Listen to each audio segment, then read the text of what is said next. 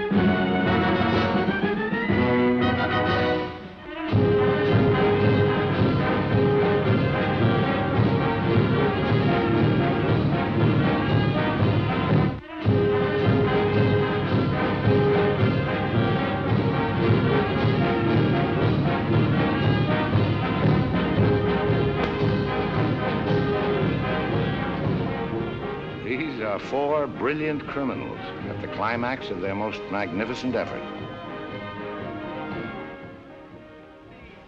This effort began 6 months ago in Porto Vecchio, where we were all aboard the ship for Africa. And they were my associates in a quest for uranium. An element not one of them knew the first thing about, except that they'd heard you could get dough for it. Big dough. Who? I mean, what do you suppose they are? Businessmen, does it matter? Well, if we're going to be on a small boat with them for weeks and weeks. I only said they might be fellow passengers. Harry, we must beware of those men. They're desperate characters. What makes you say that? Not one of them looked at my legs.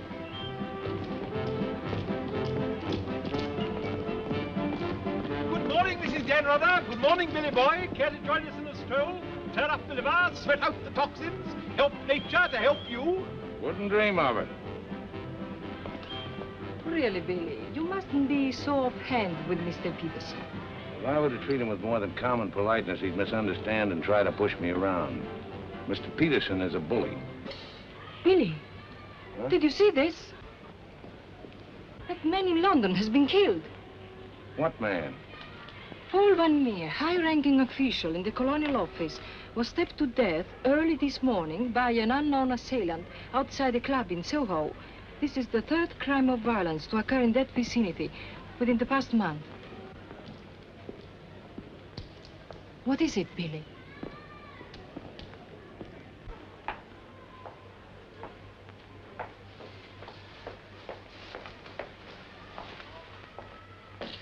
In heaven's name, Billy, say something.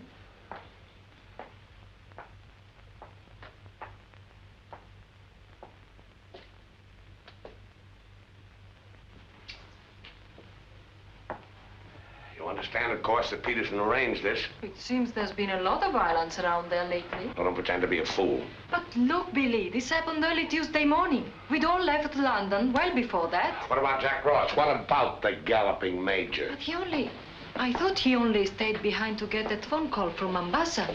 If it came through, he'll be here this morning. Well? Don't get so excited. Don't jump to unpleasant conclusions. Jump? They might as well have drawn a map. Why was Peterson worried about Van Meer? What made him think he was dangerous? He was afraid Van Meer wouldn't stay bought. He was afraid he'd get the wind up after we'd gone. He had visions of him trotting upstairs to his superiors, announcing I have certain information that certain persons have paid certain sums of money. Don't talk so loud, Billy. To obtain illegal rights to certain mineral supplies. That Indian, that Raja or whatever he was, that you worked for in the old days, he killed a lot of people, didn't he? Ah, but he had a better style. Besides, he was out for a kingdom, half the size of France. What's the difference between that and millions of dollars? We must think of the future, Billy. This is our big chance. It may be our last. Except for Mr. Peterson, we couldn't even pay last night's hotel bill. Where are you going? Down to a cafe, drink a lot of Perrone, and listen to the band. You won't make a fuss, will you? It doesn't do to make a fuss. You have to think of the main objective. Naturally, it doesn't do to be fussy.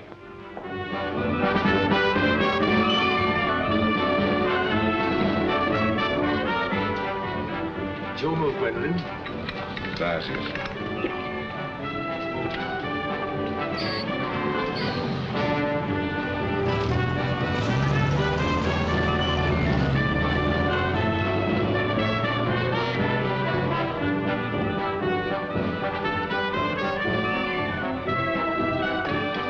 The luggage is in there.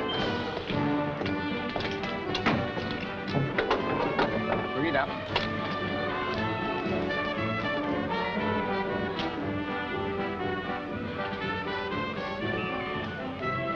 Harry, look, the desperados. Shh.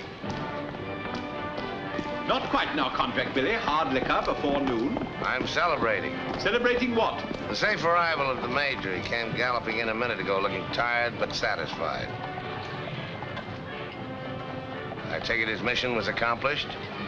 Yes, well, it's getting on for lunchtime, gentlemen. I'll see you later, Billy. Your move, Gwendolen. Gwendolen, it's your move. Oh. Check. Last. Are you sailing on the Nyanga? Africa bound.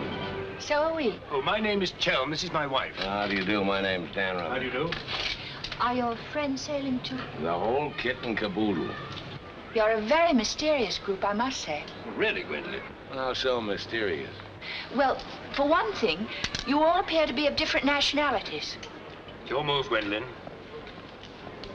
Check. I have a theory about you and your friends. Correction. My associates. As a matter of fact, I think you're doctors. Evil ones, I mean. You're going to the heart of the jungle where human life is cheap to perform ghastly experiments which require the sacrifice of thousands on the altar of science. You must excuse my wife. She has a very lively imagination. Check me. I don't know how you expect me to play a decent game when you keep talking all the time. Harry's been all out of sorts today. Usually he's a wonderful loser. Good morning, Mr. Dannreuthers. I bring you the captain's compliments, along with the sad news that the sailing of the SS Nyanga has been postponed. Now, look here. This boat is definitely, most definitely scheduled to sail at 2400 hours. Scheduled, Mr. Chelm, but not, I fear, destined to do so. The fella gone, or is the captain drunk? Oh, of course the captain is drunk. But the real trouble is with the oil pump. Well, it's not good enough. Simply not good enough. Quite right, sir. But you're putting it too mildly. The present oil pump is no good at all. Well, how much delay does this mean? Oh, to locate, bargain for, purchase, and install a new one will require, I should say, more than a day, less than a fortnight. Utter, hopeless inefficiency. Probably it isn't the oil pump at all. Just making it an excuse to hang about and pick up extra cargo. Guns or opium? I wouldn't be surprised if she turns out to be a smuggler. What a miserable place to be stuck in. Squalid, fifth-rate port. Ever been in Forteventura before? No, I don't know this part of the world at all. Oh, I thought not. Otherwise, you wouldn't be so upset about staying. Magnificent country. Ruins to visit by moonlight, fine stretch of beach. Back there in the hills, one of the few spots left in the world where you can get decent food and drink. It's called the Blue Pavilion. I insist you give me the pleasure of having dinner with us tonight. Well, that's awfully kind of you, but... Us? You and your associates? My wife and me. The committee? Oh, Mr. Chelm, I want you to meet a friend of mine. This is the galloping major. The committee wants you to toddle round. Okay. Right away. I'll be along. Better toddle. I said I'd be along. They don't like to be kept waiting. I'll lay on a car. We'll meet in front of the hotel at 6. Arrivederci. Dannreuthers. An American, I suppose. Anyway, I quite like him. Time, 24 hours in the day, 1,440 minutes for somebody else to get busy on the same idea as ours. We ought to have got a plane and flown out, as I said from the start. You remember I said it, O'Hara? My name is not O'Hara. It is O'Hara. You hear? Mr. O'Hara. Yes, Mr. O'Hara. But you remember I said it? I said we ought to take a plane. Time. What is time? Swiss manufactured, French hoarded, Italians squandered, Americans say it is money, Hindus say it does not exist. You know what I say? I say time is a crook. If we took a plane, we'd be there inside 15 hours, instead of who knows where. I don't want any more talk about flying. The sky is for the birds. My feet are on the ground, both of them. Come in, Billy boy. What's all the fuss about? No fuss, Billy. We're merely wondering what course to pursue in view of this unfortunate delay. Join the peasants in their revels, go to church, write your memoirs. Very funny. I like an associate of mine to have a sense of humor. Good laugh does more for the stomach muscles than 5 minutes setting up exercises. And now that we've had our moment of fun, and all the better for it, let's get back to the question. Doesn't this delay call for a cable to your friend in British East? Mustn't send cables. Can't you get it through your heads that the population down there has trained noses? They can smell a uranium deal like a cat smells fish. But aren't you afraid, Billy, that when our little party doesn't show up on the date you said, aren't you a teeny bit afraid that your friend might use that as an excuse to begin negotiations elsewhere? If my friend were looking for an excuse, he'd find a better one in the morning papers. What do you mean? I'm talking about the untimely demise of Paul Van Meer. I'm appalled, Billy. What an unwholesome opinion you must have of your colleagues to imagine that we... Look here, Peterson, you don't have to convince me of anything. You don't care what I think as long as I don't do anything about it. And I won't, unless you ever decide to sick that knife-happy little junkie on me. Watch yourself, laddie. Now, Jack, behave yourself. Sit down. For shame, Billy. I think you owe an apology to everybody in this room. And if you're half the gentleman I know you are, I'm sure you'll make it. As I was saying, Peterson, you've nothing to worry about. My friend won't pull out unless I tell him to. For purely venal reasons, that's the last thing I have in mind. Jack, give Billy a light.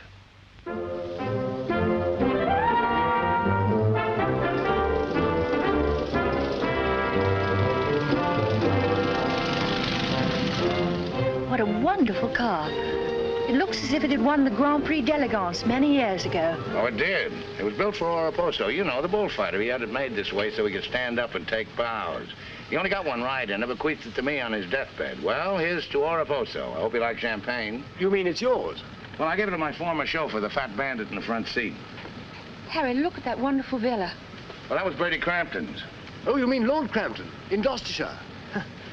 His family acres marched hand in hand with ours. Gloucestershire, the cathedral towns, trout fishing, garden parties. What a beautiful life. You know England well? Emotionally, I am English. I serve tea every afternoon with crumpets, and I've always kept up my subscription to Country Life and to Tedler. Trouble with England, it's all pomp and no circumstance. You're very wise to get out of it. Escape while you can. Well, I'd hardly describe myself as escaping. Simply so happened that a relative of mine, first cousin actually, who died recently, happened to be the owner of a coffee plantation. Africa's the place now. You talk about the diamond boys, the gold boys. They just skimmed a little off the top. The potential mineral wealth of Africa's hardly been scratched. Now, there is a villa. Big. Well, that's the Villa Capriccio, famed in song and story, a 3-star attraction in Baedeker. Well, whose is it? Well, the bank's on it now. It used to be mine. Yours? Yes, I brought old Charles over from Fouquet's. You know, the old Fouquet's, to run it for me. Then when I decided to pull up stakes, I bought him this restaurant we're going to. Least I could do to show my appreciation. Well, here we are. Charles! Charles! Wait here a minute while I rout old Charles out. He doesn't even know we're in this neck of the woods. Charles! Charles! She must think we're extraordinarily naive. Knew all those people. Owned that vast villa. Bought this place because he liked the fellow's cooking. What utter balderdash. Oh, perhaps he did. I beg leave to doubt it. Did you notice his wife? She seemed to be rather a sensitive little woman. Really embarrassed by all that rot. I am sorry, signore. As you see, we are closed. We do not open for another 2 months. Charles, what the devil's going on here? This place is falling to rack and ruin. The place is closed. We shall have to dine in the hotel after all. Monsieur Dan. Monsieur Dan. Madame, why did you not let me know you were coming? You did not say you were with Monsieur Dan. Nothing is close to Monsieur Dan. Good to see you again, Charles. It's been too long, Monsieur Dan, not since the night you left the villa. Remember your farewell party. I've tried ever since to forget it. Remember how in the morning we escorted you to the train with violins playing and everybody cried like when a king you love very much leaves his country. Aren't you dressed yet? Do I appear to be dressed? Do dress, do hurry. It's the most wonderful day. And Billy wants us to drive out and see his villa. His former villa. Obviously, I can't go. I've got a chill on my liver. What a miserable place to be ill. And you forgot to pack my hot water bottle. You packed it. Gwendolen, I distinctly remember. Hello. Oh, hello. No, I'm afraid we can't. Harry has this wretched chill. Give me the telephone. Chelm here. Yes. Quite. Absolutely. A hot water bottle. That's very, very good of you, old boy. Look here, Dannreuther, would you mind very much if my wife went alone? She enjoys this sightseeing sort of stuff, you know. Splendid. Splendid. I'll send her along. You know, Gwendolen, nowadays, one simply cannot afford to dismiss people just because they're not one's sort. One has to try and bridge the gulf. After all, it's a new world we're going into. One's got to take it as one finds it. Face it. Use it. Master it.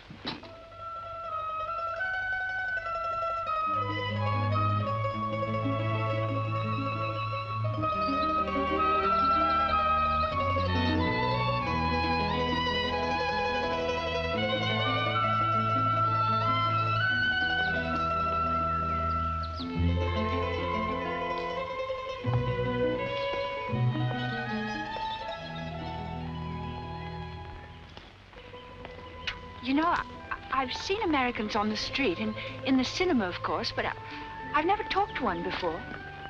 Are you a typical American? I think it's important that I should know. Why important?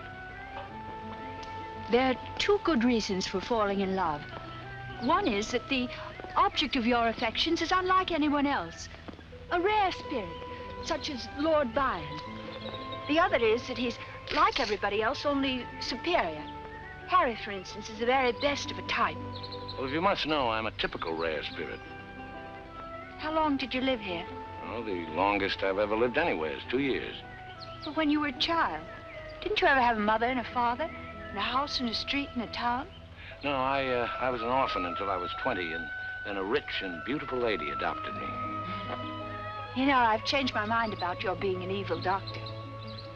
You're off to keep a rendezvous someplace in Africa sacred to the tribesmen. You're going to found a new empire and make yourself master of the riches of the world. But you need a beautiful blonde queen to impress the natives as the incarnation of the Queen of Sheba. That's why you're making a pass at me. Am I? Of course. I don't generally go sightseeing with strange men. You don't believe that, do you? Well, I believe anything you say. Do you? Well, you shouldn't, you know. You really shouldn't. Mr. Chelm? Yes? It's I, Mrs. Dannreuther, Maria. Oh, come in.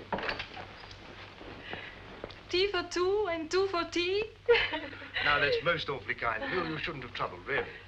Billy told me you had a chill. Bit of one on the liver. 2 tarsum. Milk, of course. Of course. I feel I should like somehow to do him a good turn of some kind. You do? Well, naturally. Oh, I see. Naturally. I think it would be nice if you were able to do something for him. Help him along. Give him the benefit of your advice. Delighted, of course. For instance. Oh, something with business. He was very pleased with that tip you gave him on the way home last night about the gold shares. I've forgotten what I told him. What was it? I don't remember either.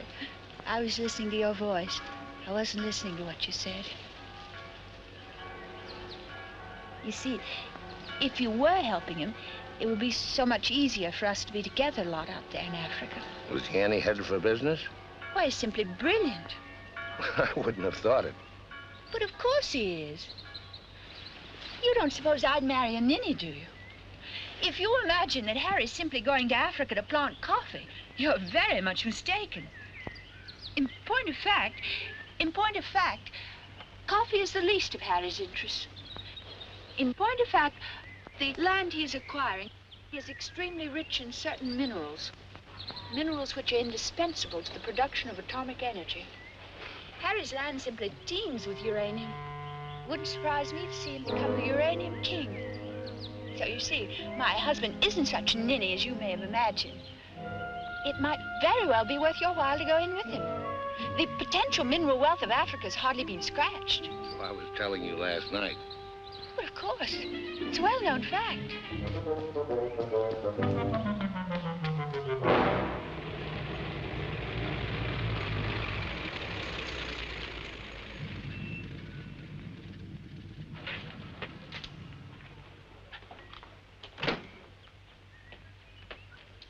Billy boy. Had a happy day? Very. I'm so glad. What an attractive woman Mrs. Chelm is. Is that what you called me over to tell me? Who are the Chelms? They're English, going out to British East. They have a coffee plantation. Any money in coffee?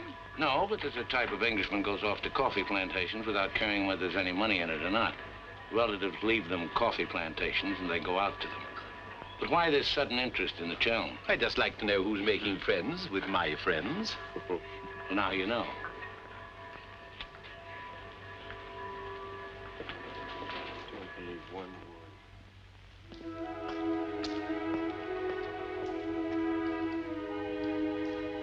You know, if I ever leave you, it'll be for someone of the type of Harry Chelm.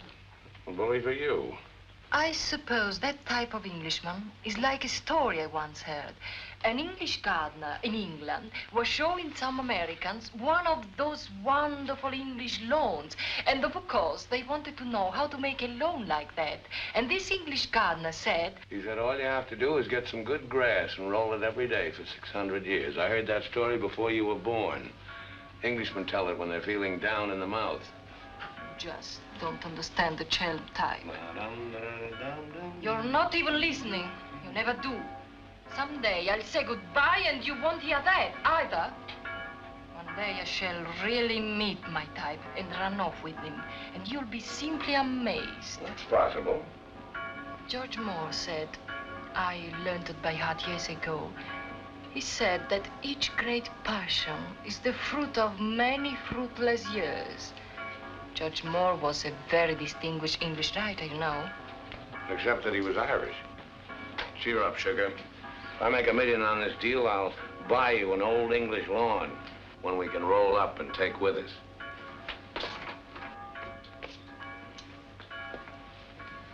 Billy, good morning. What's our wide-eyed Irish leprechaun doing outside my door? Why do you always make jokes about my name, huh? In Chile, the name of O'Hara is a tip-top name. Many Germans in Chile have become to be called O'Hara. Good morning, Mr. O'Hara. Madame, my respects. Perhaps Mr. O'Hara would like something to drink? Yes, maybe perhaps a little whiskey, huh? Very weak, please. What's this visit in honor of? Oh, just wanted to have a little talk with you. Okay, but make it fast. Fast? I give you my word, Billy. I give you my word. I feel to you like an older brother. Oh, it's not so much the difference of age. It's probably, yes, the reason is because I come from a culture which is so much older than yours in my country. A child 6 years old is older in his heart than you'll be at 60. It smokes, it drinks, it philosophizes. At this rate, I'll be 60 before you get to the point. The point is that Peterson, Ravello, myself, we are the principals in this case. We are in with the money. We cannot switch around and turn but an agent, it's easy to imagine that he could conceivably doesn't feel himself quite as irrevocably committed as Peterson or... We're fellow passengers, I believe. Not quite yet, would you say? Too sadly true. By any chance, you don't happen to have seen your Mr. Dannreuther about? I don't think Billy's up yet. Not 11. He's rather a late riser. But he said... Well, anyway. I shouldn't put too much stock on what Billy says, particularly when he's had a few drinks. It's not that he means to break his word, he just forgets that he's given it. Charm and dependability so seldom go in one package. There are exceptions, of course. Your husband, I imagine, from his manner and behavior, is one. Oh, yes, very. Well, quite, I mean. I'm so looking forward to meeting your husband and having a chat about Africa. By all means. I understand he's in coffee? You make it sound like a total immersion. Part of Africa we're going to is due for some pretty important changes. In my opinion, things will be booming out there before you can say Jack Robinson. I do hope there won't be too many changes. It's completely unspoiled, I hear, with some of the loveliest scenery in the world. I can't imagine anything more lovely in the way of scenery than to have a few acres of gold and diamonds cropping up on a piece of land I bought for a song. Heaven forbid.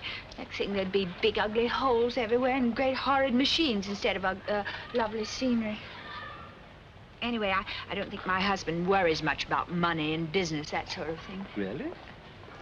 I mean, to appreciate my husband's point of view, one has to understand his background. Those lawns, hundreds of years in the making. Those immemorial elms. Those walls hung with family portraits. Generations of them. Those great echoing galleries where so much of English history is being made. Taxes must be terrific on a place like that. What would people like the Chelms care about taxes with their kind of money? I mean, when a family's been a power in the city of London for so long, one of the great financial families. Power in the city? You mean? Oh, yes, of course, one of those Chelms. I'm surprised you know about them at all. Very few people do. They prefer to work behind the scenes. I find it rather hard to believe that a man in your husband's position would go to Africa just for the coffee planting. You're very quick, aren't you? In point of fact, he isn't. In point of fact, he has a very special reason. So I suspected. It has to do with sin. Sin? Since the war, my husband has been almost exclusively concerned with spiritual values. He feels that if he can get away there, in the heart of Africa, he will come face to face with essentials. He wants to work out the problem of sin. Sin? Why, yes, of course. Isn't that what we're all most concerned with? Sin? Gwendolen, what are you doing here? I thought we were supposed to meet on the beach. Harry, I want you to meet Mr... My name is Peterson.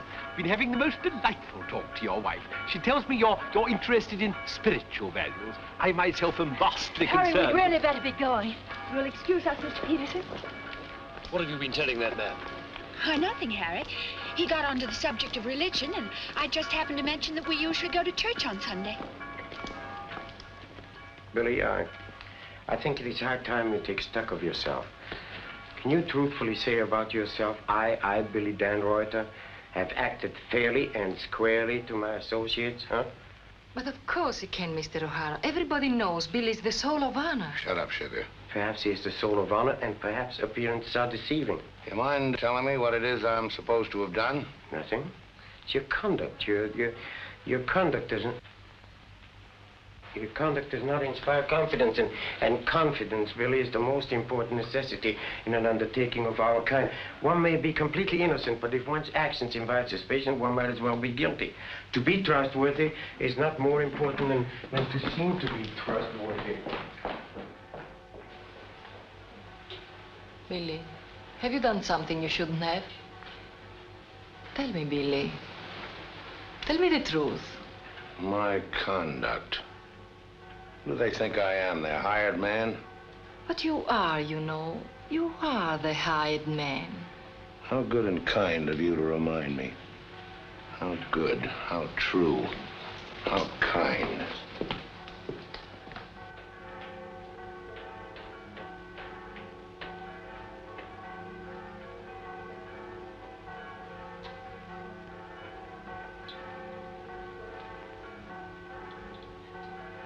Oh, I say, Dannreuther, good to see you. How about a drink? Well, Oh, come on, my dear fellow, let me buy you a drink. Oh, Gwendolen, don't forget to send one to Aunt Beatrice. Can't understand it. Gwendolen distinctly said she'd join me on the beach. Then I come back and find her sitting there in that cafe. Extraordinary creatures, women. Well, let's drink to them. Pano. Scotch. Come on, you tiny little wreck, have a drink. We're drinking to women. Take the drink, but won't join you in the toast. Glass of Irish. Women. Hitler had the right idea. Keep them in their place. Kleine Kinderkirchen, babies in the kitchen. Say what you want to about Hitler, he had his points. Come. Look here. This generation's had its chance. Hitler, Mussolini, those are the men. Now is the age of the barbarians. The world's going up in smoke. I say let it come, get it over with. Well, if you don't mind, I'd like another year or so of worry. Worry? Just 1 minute, laddies. I've just 2 or 3 words to say to you, laddies, and that's don't worry. Don't ever worry. I'm in a position to know secret information. The Rosicrucians, the Great White Brotherhood, the high secret orders. But you've no faith. You must have faith. Faith and power, secret power. Men who guard the trust from the deepest insides of the whatchamacallit. Mystic rulers, all one club, chained together by one purpose, one idea. Mankind's champions. Follow me, Billy? Oh, why, of course. This generation's had its chance. Hitler, Mussolini. I can't stand here and permit you... Are you interrupting me? Relax, Jack. Have another drink. I simply want to state that things don't happen to be what certain people imagine. An officer may find himself strapped for money, and he may undertake certain things which in other circumstances, no, absolutely no. Absolutely. Absolutely no. In the old days, I should have simply told people of your ilk to buy their own drinks. Poor old Jack. I'll teach you. I'll teach you to insult an ex-officer of the Indian Army. Well, are you yellow? The bar. You're Major Ross? Right. Ross here. Right. Right again. Come along, the committee. Saved by the bell.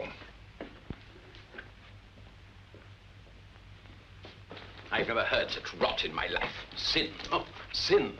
All I could do was to keep a straight face. No, I'm certain of it now. These are 2 very clever and dangerous antagonists. Sit here and help me close. But how could they possibly know what we're up to? Great interests like the Chelms have ways and means. Yes, and I'm convinced they're out to get us even before we get started. We must get ahead of them. Time has entered the picture in a new way. Never forget the time factor, gentlemen. It always enters the picture in the end. I'm sending a cable to London. I want full information on those Chelm interests. British Africa, too. Check up on his interests there. Every time the plane lands, I'll try and reach you by telephone. Keep me informed of the latest development. Dannreuther, that lying, swinish, rum-swilling double-crosser. What pleasure it would give. No, you can't at the moment. We need him. Right now, we need that swine who's lying double. Did I hear my name? Rub-a-dub-dub. 3 men in a tub. Tub? Oh. Been a change of plan, Billy boy. You and I leaving for Africa. How's that? You and I are flying to Africa by the next plane. Oh, what's happened, Peterson? Must be something important to get you on a plane. Perfectly simple, Billy boy. The trouble with the oil pump and the general uncertainty about when the Nyanga will sail forces me to sacrifice my personal comfort. I prefer to fly rather than run the risk of arriving too late. Well, there's also such a thing as arriving too early. What do you mean by that? Well, the land doesn't come up for auction for a couple of weeks. My friend can't make his move until then. If we sit around British East all that time, somebody's going to start wondering who we are and ask questions. Is that your real opinion, Billy, or are you just looking forward to a long sea voyage with the attractive Mrs. Chelm as your companion? Or perhaps you have even other reasons? Such as? That's for you to know and for us to find out. You'd better get your packing done.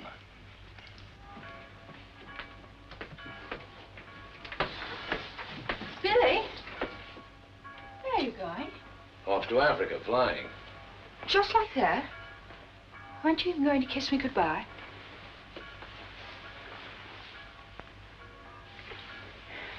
I wish. Don't say it. What? That you wish we'd never met. You'll be coming on the boat, and in Africa we'll get together and... I think I hate you. Letting those revolting men order you about. Don't deny it, I've watched them. They treat you like a servant. They say, hop it, and off you hop. I know what it is. They have a hold on you. Some black secret that could ruin you. What makes you think that? No, it happens all the time. My old Spanish nurse told me that half the people in the world would be ruined at once if everyone told what they knew. But couldn't you have them done away with? I mean, you must know plenty of people who could bump them off. It'd probably cost a good deal, but it'd be worth it, certainly. Well, it's not impossible, except that afterwards I wouldn't have any money. This way I stand to make a lot. Millions? Maybe. Then perhaps your connection with those men isn't quite so undignified as I thought. Those millions, would they be pounds or dollars? Well, either way suits me. No, that's very careless of you. The state of the pound is so uncertain. You must think in terms of hard currency. Maybe I should hire you to handle my affairs. You could do worse. I'm awfully intelligent, really. Come along, Billy boy. The car's waiting.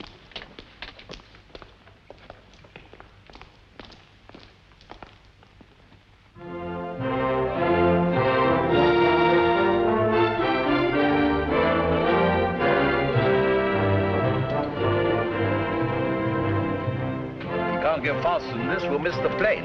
Press on! Press on!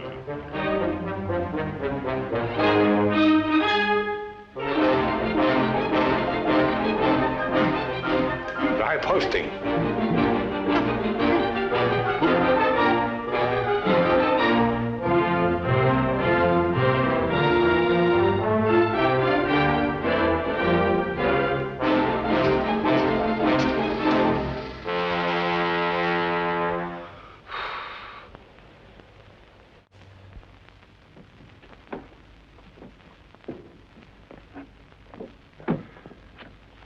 Bisogna spingere. Push, push.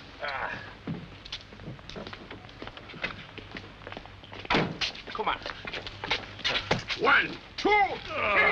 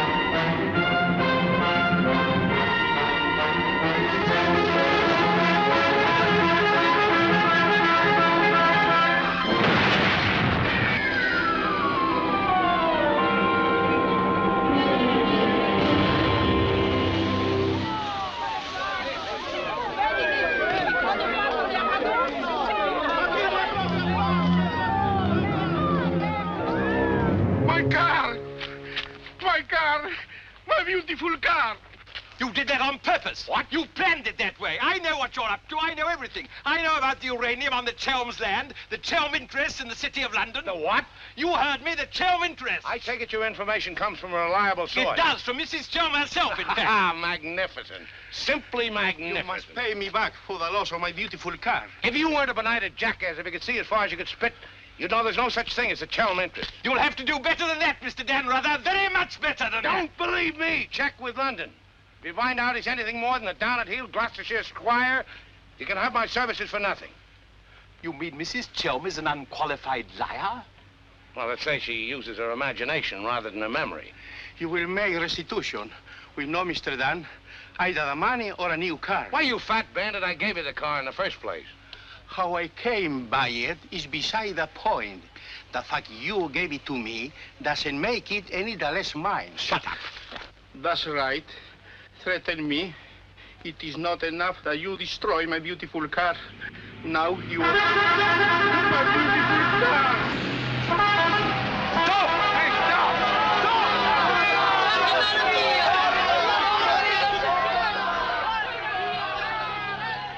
More than anything, I want Billy to make a grand success out there.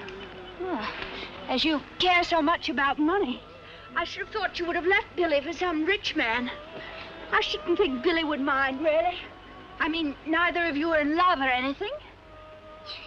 You are a strange girl. Of course I love Billy. Actually, I adore him. And Billy loves me very, but very much. That's why I trust him with his little unimportant amours. And what does he say about yours? But, darling, all husbands like their wives to seem attractive to other men. Be sure you explain that to Harry. I'm going back to the hotel.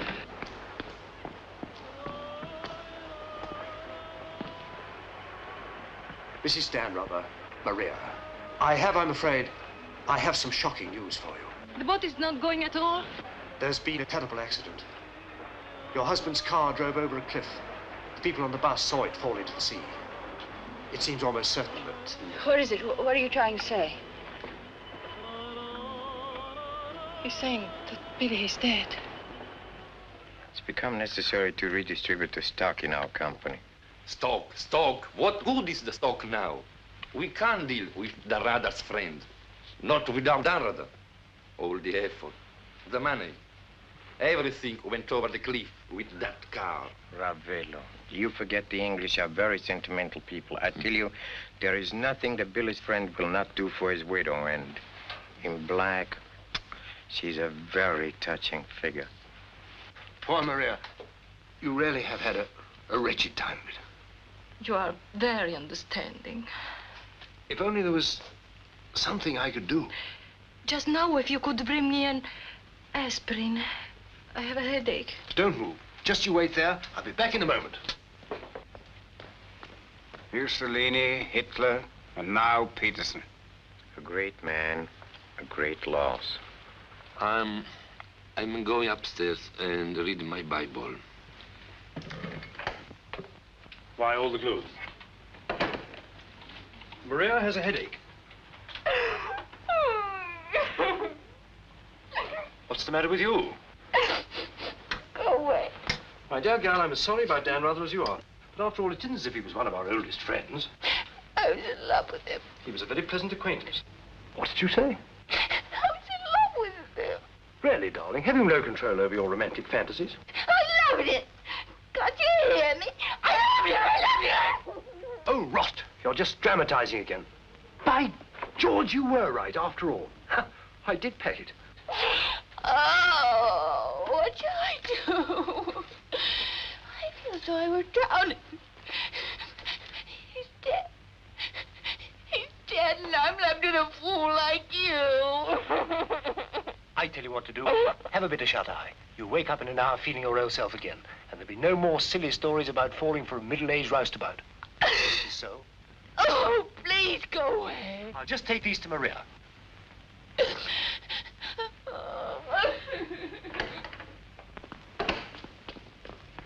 Mr. Chelm, this is very important, for you as well as for myself. Yes, well, get on with it. There is now an opportunity for you to secure enormous profits with virtually no risk. I want to beat about the bush. Our purpose in going to... For you as Billy's widow, it will be very easy to persuade his friend in British East, and for capital, we have Chelm. Quite evidently, you've been misinformed as to my interests.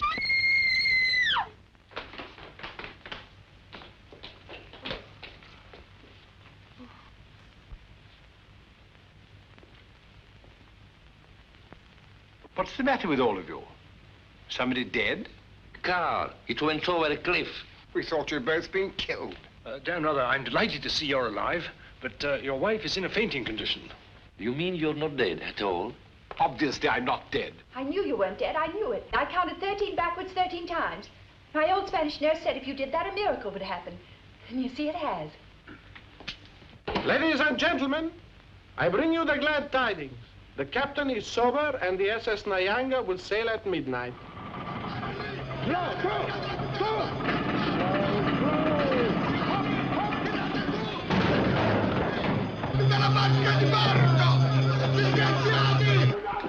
can't see it anywhere. What can have happened to it? My dispatch box, where is it? A black tin box this size. What have you done with it? Guardi che la sua valigia gliel'ho messa in cabina. I told you to take the most particular care of it. I shall not go on board till my dispatch box has been found. Having trouble, Chelm? I think that I can't cope with myself, thank you.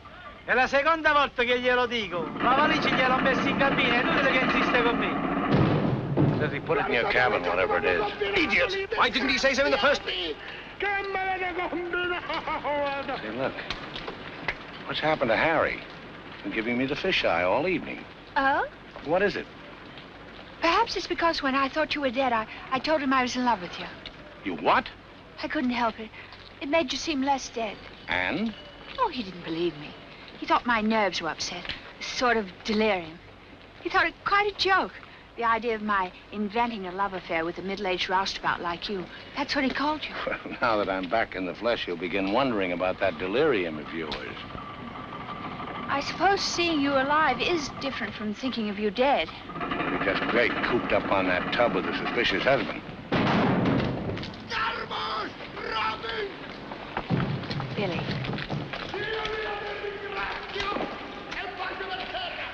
Let's not go.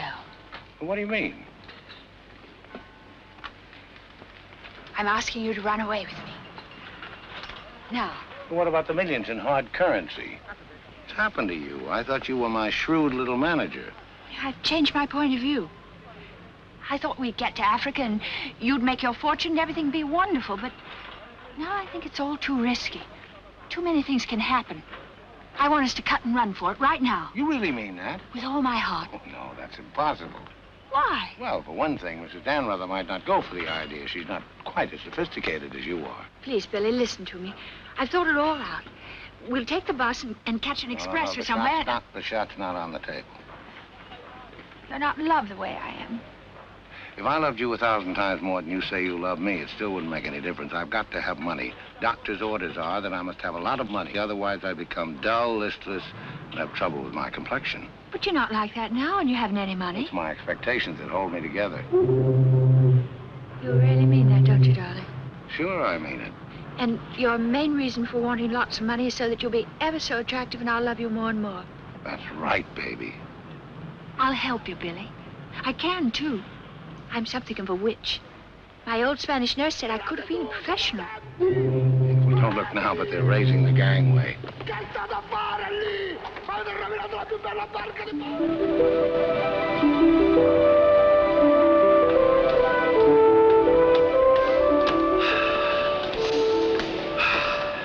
The air, ozone.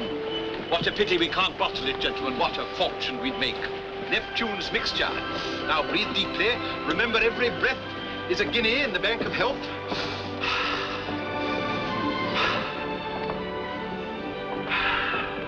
Good morning, Chelm. Why, that's good. Very good indeed. I didn't know you were an artist, Mrs. Dannreuther. I'd hardly call myself that. I only dabble. The nose is not enough long. The ears are too small. Only has one eye. Now, come along, gentlemen. We must not dawdle. Blow the man down, bully, blow the man down. Blow, blow, blow the man down. Blow the man down, Benny, blow the man down. Good morning, Mrs. Chelm. Let's hope she breaks her neck. Blow the man down, bully, blow the man down. Blow the man down, bully, blow the man down. Blow, blow, blow the man down. Blow the man down, bully, blow the man down. Give me some time to blow the man down. Mr. Peterson? Mr. Peterson? Radiogram.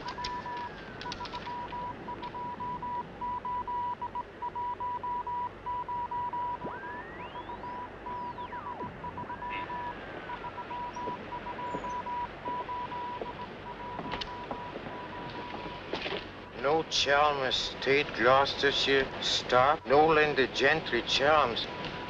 What do you make of that? He's not a Gloucestershire squire. Like Billy said. Just as I was beginning to take Billy at his face value. But if he's not what Billy said, then what is he? We are at sea again, gentlemen, in more ways than one. Mystery, more mystery. Billy is a liar. Heaven only knows what Chelm is.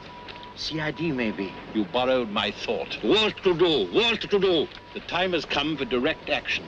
You remember last night when we came on board? The fuss he was making about his dispatch box?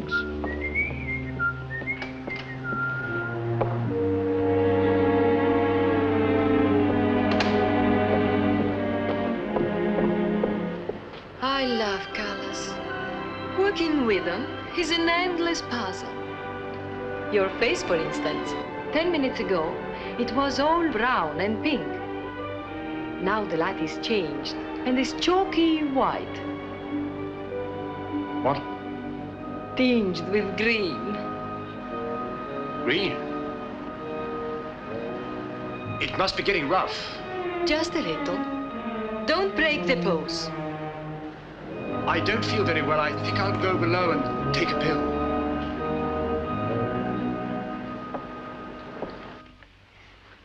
It's incredible. Harry Chelm is just Harry Chelm. nothing. Nobody. A ruddy refugee from Earl's Court. With a hot bottle. Look. And the letter of introduction to the secretary of the governor. The secretary, mind you. Disgusting. Purser! My box! Beat up and down, isn't it, sir? It's gone. Oh, yes, indeed. Major Ross took it. I saw him sneak it out of your cabin. I like to keep my eye on what goes on aboard the ship. Where did he take it? I believe Mr. Peterson's cabin. In fact, I'm sure.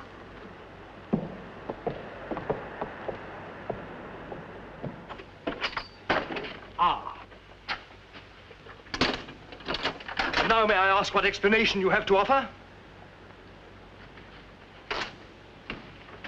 He forgot his hot water bottle.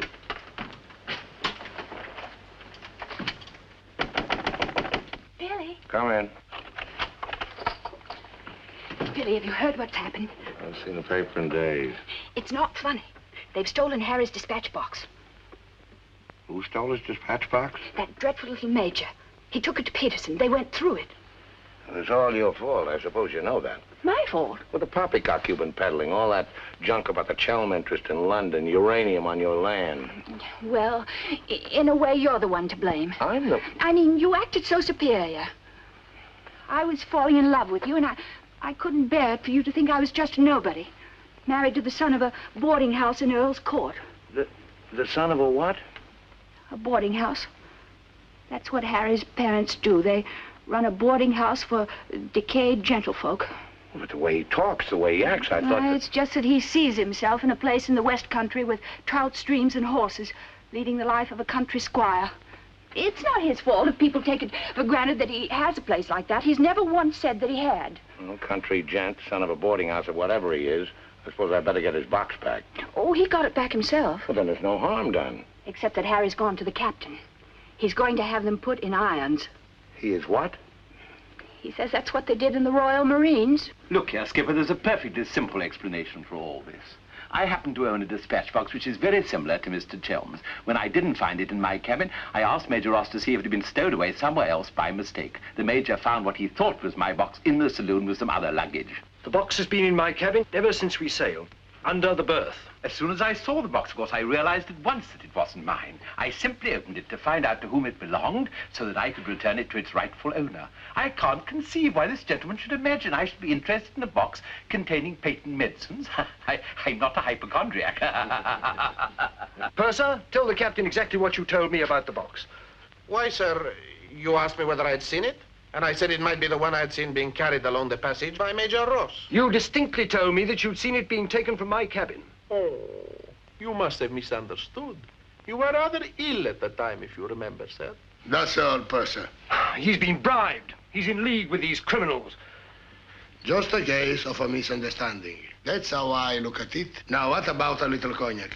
To wash away any ill feeling. I don't care for a drink. And let me assure you that this matter is far from settled. While rifling through my personal effects, I feel certain that you must have noticed I had a letter of introduction to the secretary of the governor. I suspect he'll be much more interested in what I have to say than this gin-soaked so-called ship's captain. You mind your tongue! Any more else? The other one I put in irons. As far as I'm concerned, this is a close incident.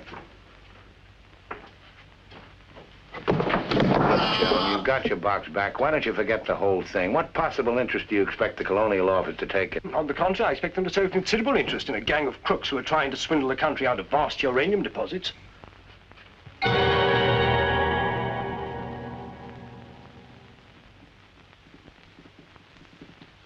Just one moment, sir. What leads you to believe? This gentleman obviously hasn't seen fit to inform you that during your supposed demise, he attempted to lure me into your nefarious venture. Unfortunately for you, he acquainted me with all the pertinent facts. Facts which I intend to communicate to the proper authority at the very earliest opportunity. I thought you were dead. That's what they told me. Everyone told me you were dead. And if you were dead, we head to a fresh capital. Didn't we? You, Ravello, my own partner, sneak up behind my back and try to cheat me. The milk's spilt. It's no good crying over it. Get after him, Billy. Calm him down, talk to him, see if you can't get him to change his attitude. I'll try, but I don't think it'll do any good. I don't know why we have to worry about Chelm's attitude. Talk's no good. Conversation never convinced anybody. I say put an end to words. Shut up, Jack. Time factor has entered the picture again. This time, fortunately, it's working on our side. 2 weeks before we reach port. That should be plenty of time to convince our friend, Chelm. I beg you, please end all this trouble. If things go on, either you will be done away with before we ever get to Africa, or you will leave and denounce Peterson to the authorities, and that will be the ruin of all my plans and hopes. In the long run, you'll do much better to get clear of these people. They're thoroughly undesirable. The long run. I'm tired of the long run. I am not even thinking about them or about myself. It's only you that concerns me, Harry. No need to worry about me. Ever since I met you, you fill my thinking. You are becoming an obsession. Don't you understand, Harry? I am deeply in love. Maria. My dear.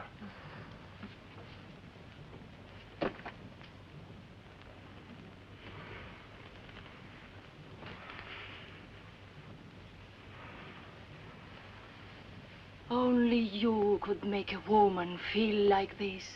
All I want is to be in your arms, now and always. You forget I'm going to be done away with. Oh, no, no. It will be easy to arrange. What you must do is this. You will write me a letter. A love letter. You will tell me that you cannot denounce Peterson, because then I will suffer too. Because you love me so much, you cannot bear to hurt me. Such a letter they will believe if I show it to them. My dear girl, you must see that this is quite out of the question. I don't propose to make compromises. Not compromises, Harry, darling. But you can see, if you cause trouble, the whole of our plans, my plans, you would not want to make the innocent suffer. It would be much better if you don't interfere, Maria. I must handle this as I see fit. Then you intend to go ahead with this business, tell stories and ruin everything? It will be much better if you cut loose from these people. No happiness can come from such an association. Harry, I'm asking you not to do this. Please, write a letter. Then there will be no trouble for you, no trouble for us, no risk when we get to Africa. I'm sorry, my dear. We English are a very pig-headed lot. You think you can get away with this? But Maria, my dear good Maria, listen. First you made love to me. Now you tell me you will ruin me. You'll forgive me, but it was you who made... Oh, shut your trap. Go on, do what you like. You think you're such a brave man. I'll tell you what you are. You are a heel. What the blazes now? What's happening? What's going on here? The oil pump's on the blink. The electricity's failed. Utter folly. A ship lying in darkness this way, we might well be rammed at any minute. I'll tend to this myself. Which way is the engine room? The passengers are not... I'm sure your chief engineer will welcome the advice of an ex-officer of the Royal Marines.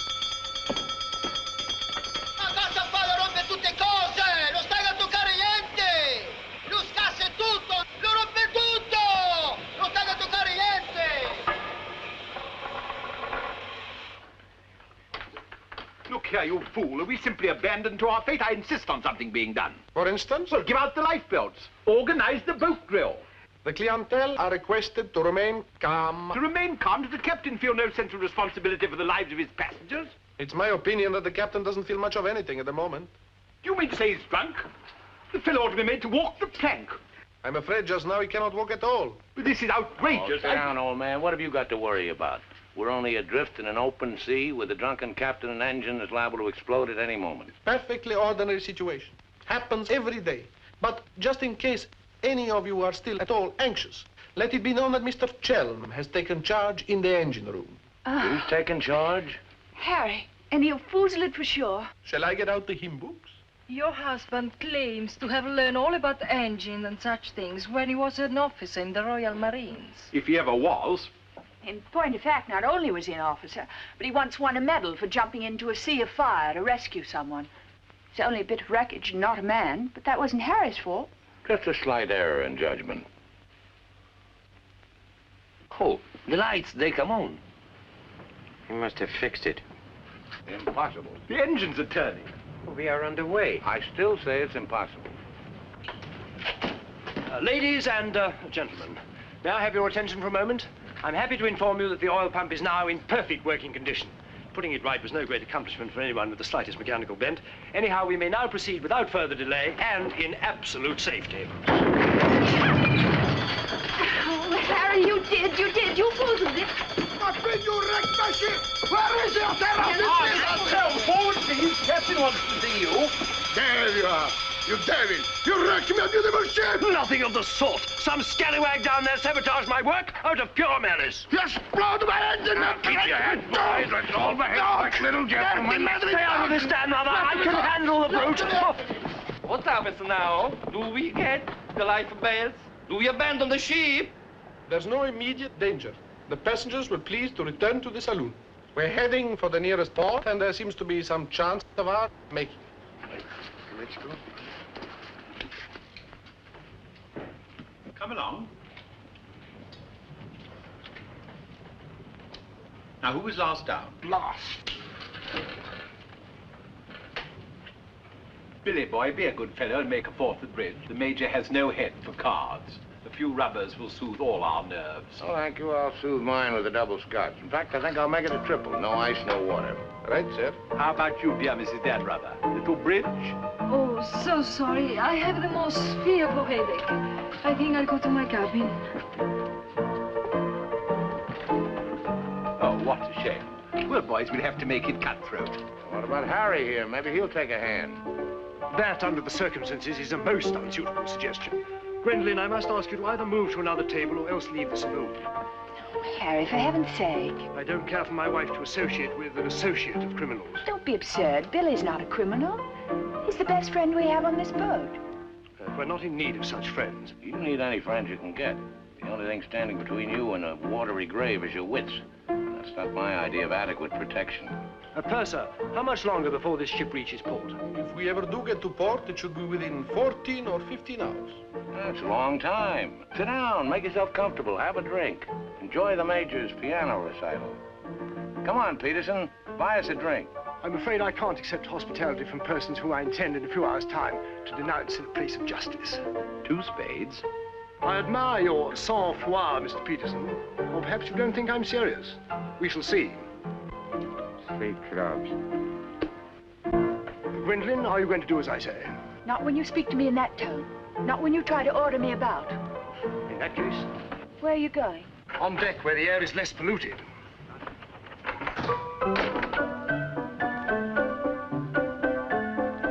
Sir, 4 tonics? I think you'd better go after Harry. Why should I? If he's going to be so childish and unreasonable. Take my advice, go to him, stay with him. I suppose you think we should keep up appearances. The loyal wife at her husband's side. No, Billy. I'm experiencing something that is rare and beautiful. And I shall not deny it, either by word or by deed. I love you. Let the whole world know it. I love you, I love you. Yeah, well, keeping up appearances isn't exactly what I meant. Then why do you want to send me tagging after Harry? He's being such a deadly bore tonight. Deadly, but not dead, not yet. What do you mean? They killed one man just because they thought he might try to get in their way. Now, handsome Harry here is certain to blow the whole thing wide open. They killed a man? Really? Who? Just a man.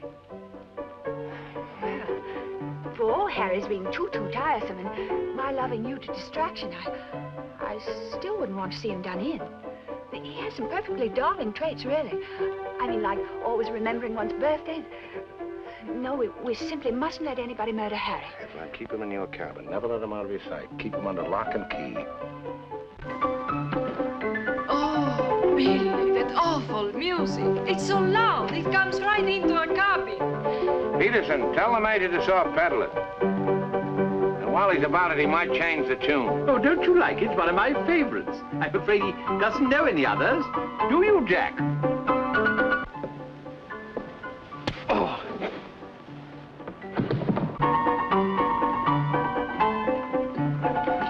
Nyanga!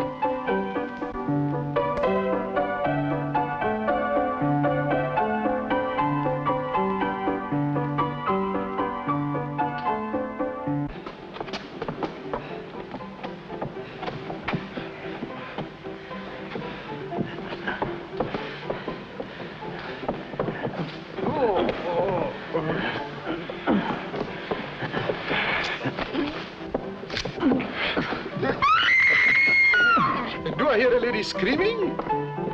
One down. Captain! Captain!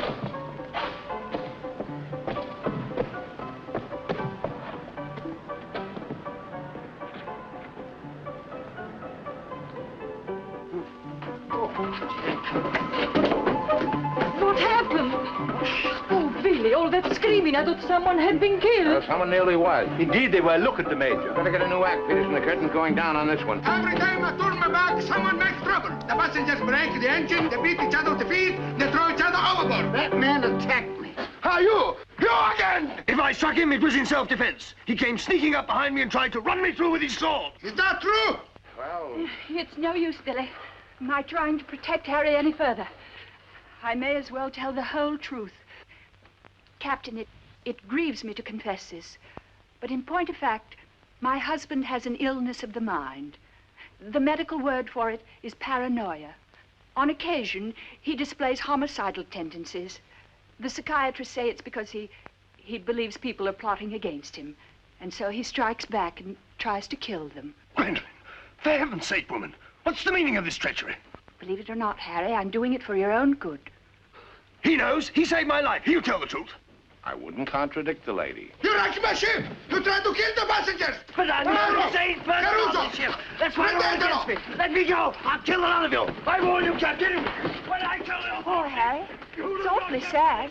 We've tried everything to cure him. Take your hooligans off. How dare you lay hands on me? You hooligans. I'll have you put in irons. You'll be the ones in irons. Good, good. We'll have no trouble from you. Scum! Mongrels! I'll bring you to book! Every one of you! Every man jack of you! After all, it was the only solution. Harry's safely locked in his cabin, where those beastly men can't do him any harm. On the other hand, he can't say or do anything now to interfere with your making that fortune in Africa. I mean, the authorities would hardly listen to the ravings of a lunatic, would they? Well, they won't even let him off the boat. Well, in that case, he'll just have to stay shut up for a few weeks. It's a bit hard on the old boy, don't you think? Yes, but after you've amassed all those African millions, we'll make it up to him.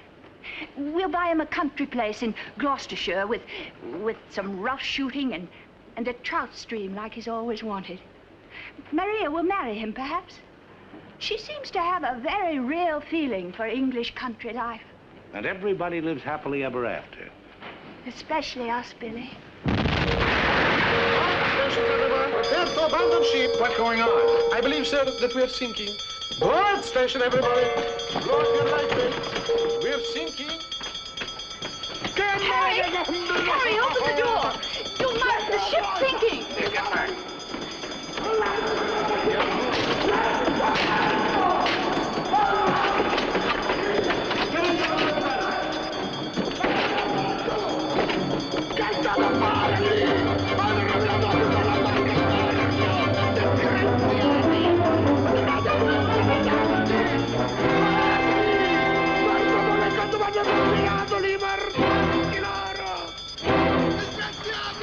Tirate su!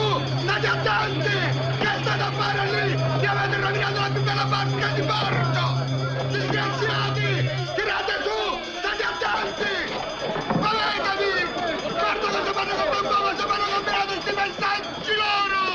E mi tenete! Che m'avete colpito! Presto l'altro lago, sbrigatevi! Sbrigatevi! Calate l'altro lago a mare! Presto! Presto! Portatelo giù! Sbrigatevi! Sbrigatevi! Alla! Alla! Giù!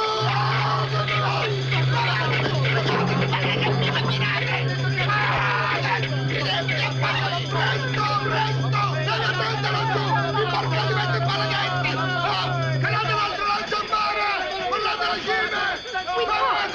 We simply can't leave without finding out what's happened to Harry. Maybe we'll run across him out there. He's a strong swimmer, isn't he? Do you really think? I don't say we will, but it's possible. Anything's possible. Come! Bill! Crash! Dio mio, ti ringrazio e pace per terra! Speriamo che incontri un branco di pesce cani! Give me that oar.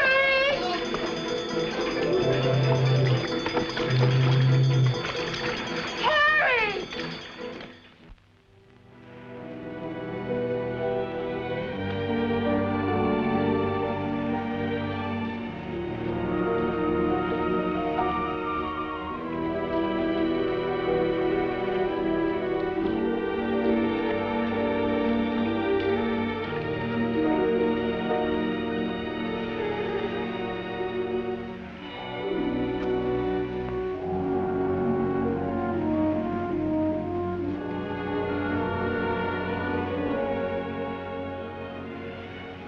Where do you suppose we are?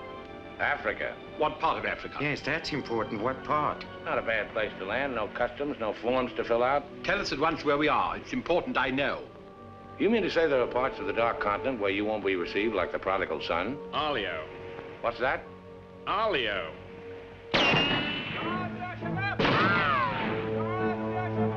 Better get down, everybody. Oddio, mamma mia! Arabs! Oddio, mamma mia! Get rid of your passports, boys. Mrs. Chelm, Billy boy, my identity must remain a secret.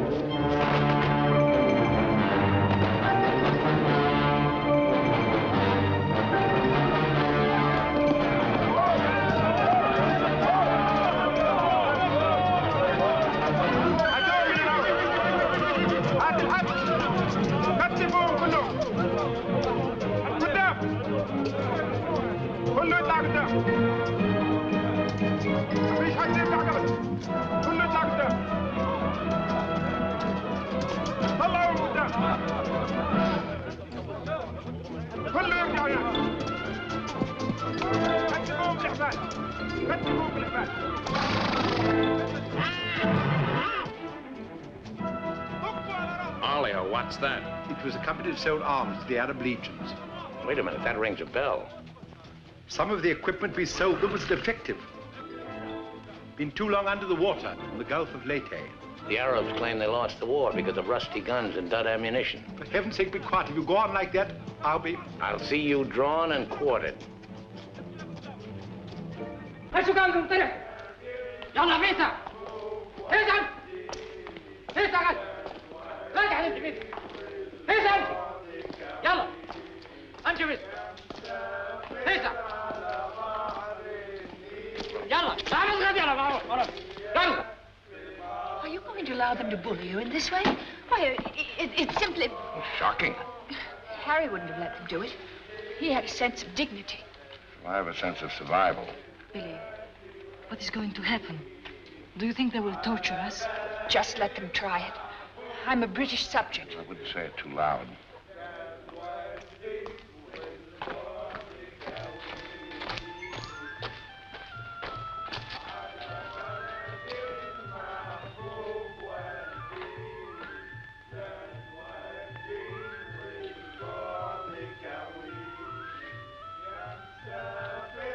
We shipwreck. Big boat, go down. Bottom ocean. We take little boat. Row all day, row all night. Savvy? There's only one way to deal with these swine. Walk up to them and kick them in the belly. Show them who's boss right away. We sight land. Your land. Praise Allah. Come ashore. Suddenly, boom, boom, boom. No good way to treat shipwrecked people. You will please to hand over your passports.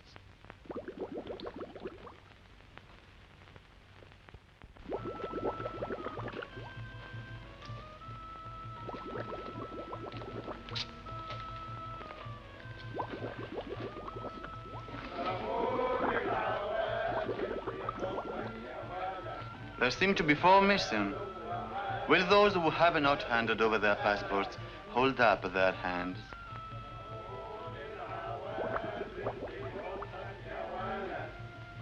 All left on board ship, Your Excellency. A terrifying experience. An incompetent crew, a burning ship, put overboard in a small boat at dead of night. What was the name of the vessel? The SS Nyanga. She's a Portuguese ship. I will investigate whether such a ship has been reported lost at sea. Well, does it stand to reason, Your Excellency, we should come to this shore in a small boat if we'd not been shipwrecked? Our country is in a state of unrest. Oh, I am sorry.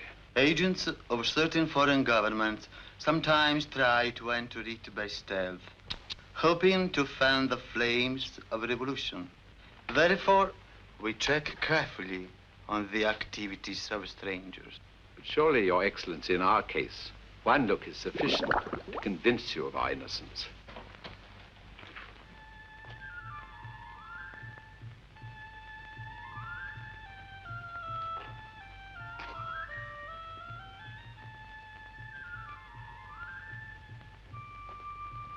No. One look is not enough.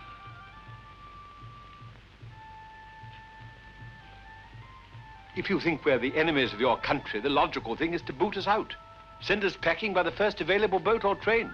We shan't object. We've got important business elsewhere. Where is elsewhere? Central Africa. And what sort of business? Vacuum cleaners, sewing machines. Ah, yes. Businessmen. All going to Central Africa to sell vacuum cleaners. Hat to hat, I suppose. And you, sir, I take it, are the head salesman, the ringleader of this group. Oh, no group. We met for the first time on board ship. Complete strangers to one another. Liar!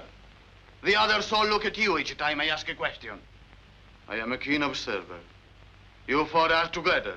Oh, no, my fat-gutted friend. I'm not the illiterate, simple-minded native you're fool enough to take me for. I am a great man, a serious man. I spit on you, too. I spit on you and all your life. Off to the wrong star, Peterson. There's only one way to deal with these swine! Swine! Swine! You'd better be careful. My husband, my late husband, who was drowned in the Nyanga disaster, happened to be one of the most important figures in the British government, Sir Harry Chelm. In point of fact, we had letters from the Prime Minister and the Queen telling everybody to be particularly courteous to us and our friends. So you see, if any harm befalls us at your hands, it will become a major international incident. Would you instruct that one that in my country a female's lips may move, but her words are not heard? Harry. If only you were here. And now, sir, you will stop abusing my intelligence and tell me who you really are and what is your actual purpose in being here. I'm a sick man. I've got a bad heart. I mustn't talk anymore. You refuse to answer. That is interesting. It makes of it a contest in a game at which we excel. We of this country have had 4,000 years' experience in asking questions and getting answers. Who are you? Why are you here? Don't hit me again. My heart, I have an attack.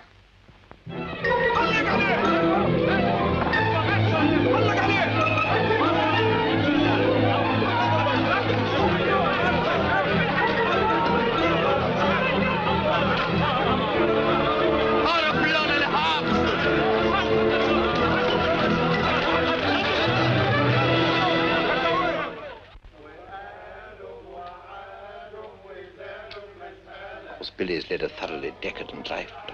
I must say, I thought he had more backbone than that. Backbone. Either you have it or you haven't. You see the beating I took at the hands of that great ugly brute without even flinching. Billy was crazed with fear before they even laid a finger on him.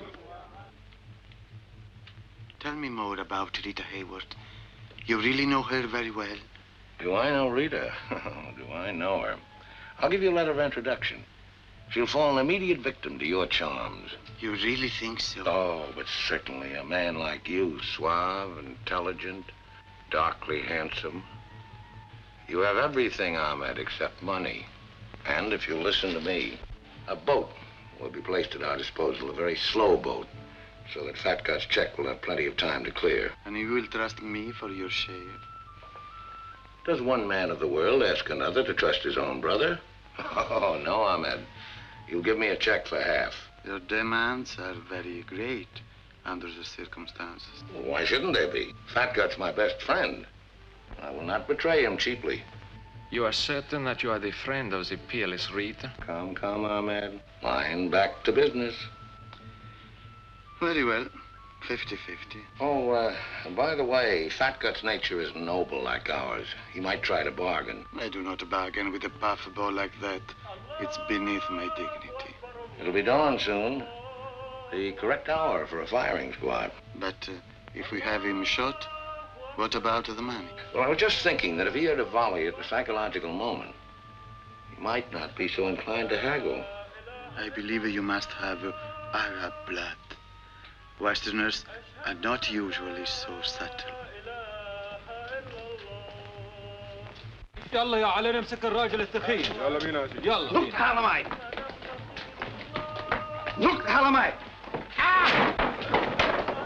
Where are you taking me? I won't go. I demand to see a doctor. Would you say that in Paris, among smart people, the Rolls-Royce or the Cadillac is considered more chic? Well, that's no problem at all. A man in your position should have both.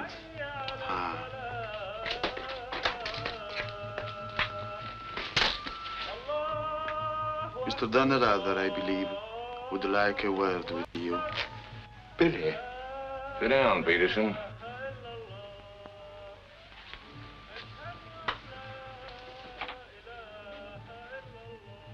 I've been talking to Ahmed here, and he's made the vow.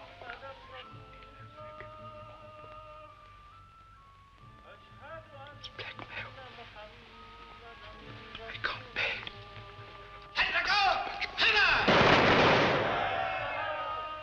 What was that? Firing squad. It's execution day.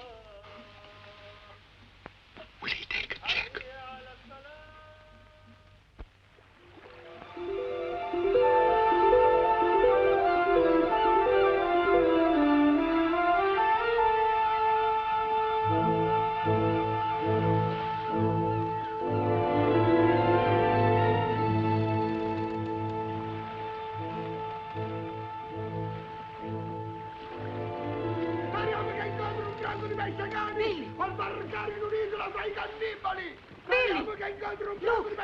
The name! Al barcare in un'isola fra I cannibali!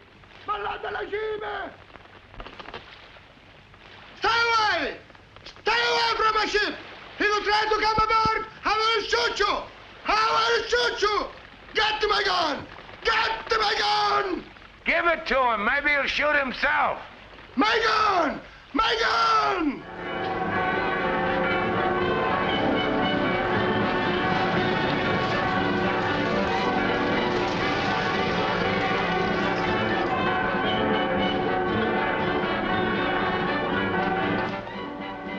Excuse me. Are you Mr. William Dannreuther? That's right. I'd like to ask you a few questions, if I may. Oh, I'm sorry, not now.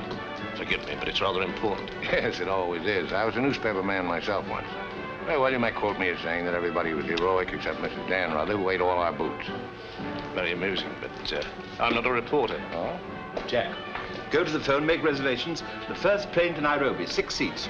Yes, and if they don't have any, talk to the right man and tell him if he kicks other people off the plane, we'll make it worth his while. I always said we ought to take a plane. You remember I said that, Mr. O'Hara? I said we ought to take a plane. Mustn't dawdle, Billy boy. Great deal to do and not much time. Those were the other members of your party? Yes, I'd like to talk to them too.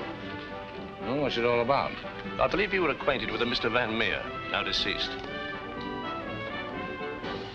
Peterson, you and the boys better come back down. The gentleman here wants to speak to you, a Mr. Jack Clayton of Scotland Yard. You take your wine here or upstairs, Mr. Dunn? No, we'll have it here. Care to join us in a drink, Clayton? No, thanks. It's a bit early in the day for me. I read somewhere that a Scotland Yard man never accepts a drink from anyone he intends to arrest. Is that true, Mr. Clayton? Quite so. Mrs. Dannreuther? No, I'm Mrs. Chelm. This is Mrs. Dannreuther. No, how do you do? Well, I wouldn't dream of alarming you lovely ladies, so perhaps I'll have a glass of bubbly after all. Peterson.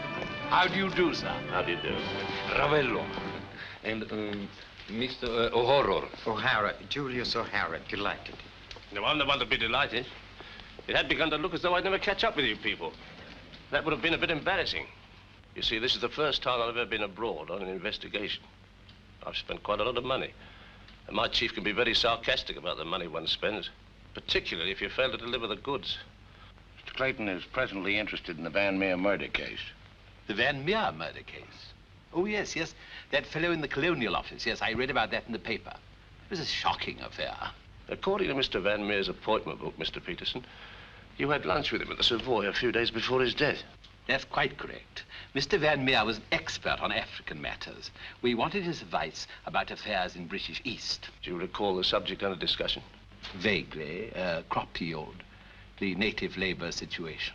Inches of rain. Vaccination, shots. How long had you known Mr. Van Meer?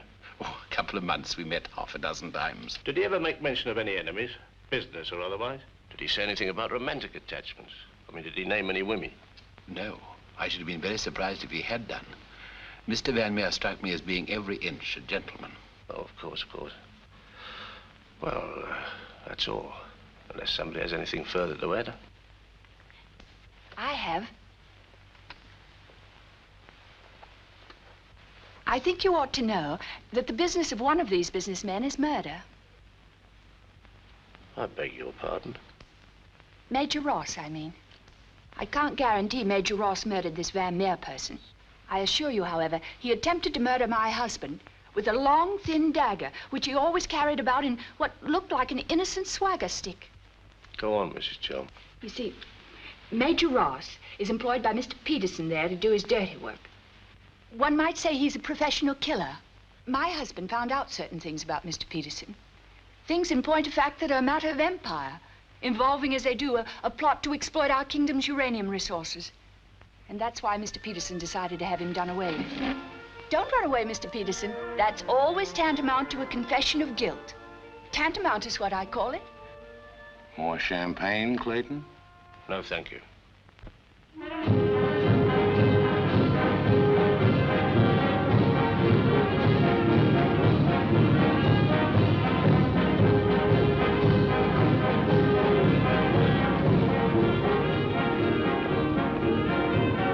As I said before, very smart fellows indeed.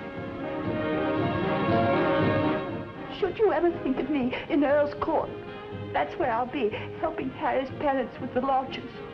Should you ever think of me, try not to let it be too harshly. You kiss her too, Billy, and tell her she's forgiven. Sure, sure. Goodbye, Billy. Bye.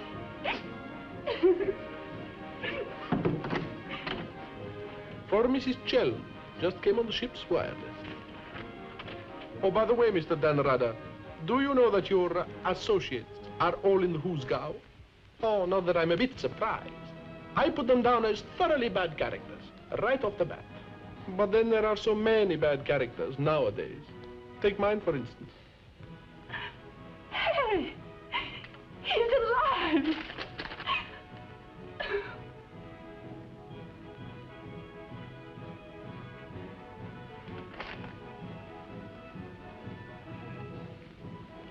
Oh.